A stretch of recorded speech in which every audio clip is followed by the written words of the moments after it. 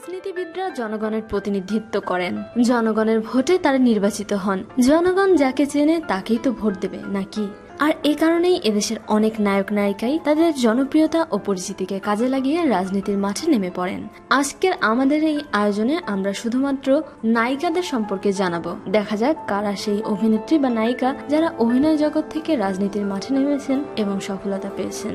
রাজনীতির মাঠে নেমে সফল হয়েছেন এরকম নামটি বলতে গেলে সবার প্রথমে আসে এদেশের অন্যতম জনপ্রিয় অভিনেত্রী নায়িকা কবরীর নাম। 1950 সালের 9 জুলাই জন্মগ্রহণকারী কবরী নবম জাতীয় সংসদ নির্বাচনে আওয়ামী লীগের মনোনয়নে নারায়ণগঞ্জ 4 আসন থেকে এমপি নির্বাচিত হয়ে চলচ্চিত্র শিল্পের মুখ উজ্জ্বল করেন। দীর্ঘ 5 বছর তিনি তথ্য মন্ত্রণালয় সংক্রান্ত সংসদীয় কমিটির সদস্য হিসেবে দায়িত্ব পালন করেন। অভিনেত্রী হিসাবে তিনি কতটা জনপ্রিয় তার বলার অপেক্ষা রাখে না। কবরীর সুতরাং আর সারেং বউয়ের কথা কেনা মনে রেখেছে, তাই নিঃসন্দেহে বলা যায় এদেশের অনেক ক্লাসিক ছবিতে অভিনয় করা কবরী যেমন অভিনেত্রী হিসাবে নাম করেছেন, তেমনি রাজনীতিবিদ হিসেবেও তিনি সেরা।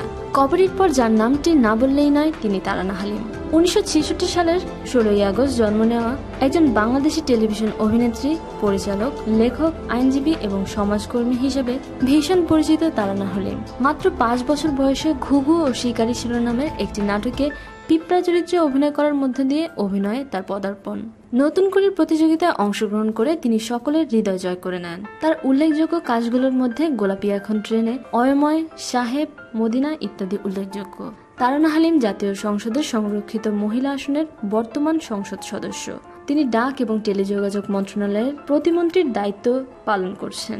এছাড়াও তিনি বর্তমানে দেশের বিভিন্ন প্রতিষ্ঠানে আইন উপদেষ্টা হিসেবে কর্মরত রয়েছেন। তারানা হালিম এবং কবরী আওয়ামী লীগের রাজনীতির সাথে জড়িত থাকলেও অভিনেত্রী শায়লা জড়িয়ে পড়েন বিএনপির রাজনীতিতে। এরই মধ্যে তিনি ফরিদপুরের ভাঙ্গা থেকে উপজেলা নির্বাচনে মহিলা ভাইস চেয়ারম্যান হিসেবে নির্বাচন করেছেন। তিনি বিএনপির প্রার্থী হয়ে সেখান থেকে 23,341 ভোট পেয়েছেন। মাত্র হাতে গোনা কয়েক মাস কাজ করে তিনি যে এতগুলো ভোট পেয়েছেন তাতে তিনি নিজেকে ভাগ্যবান মনে করছেন। এদেশের টেলিভিশন জগতের মিষ্টি মুখ হিসেবে খ্যাত তাজিন আহমেদ ববি হাজ্জাজের নতুন রাজনৈতিক সংগঠন বাংলাদেশ জাতীয়তাবাদী গণতান্ত্রিক আন্দোলনে যোগ দিয়েছেন। পেয়েছেন দলটির কেন্দ্রীয় কমিটির বিভাগীয় সম্পাদক পদ।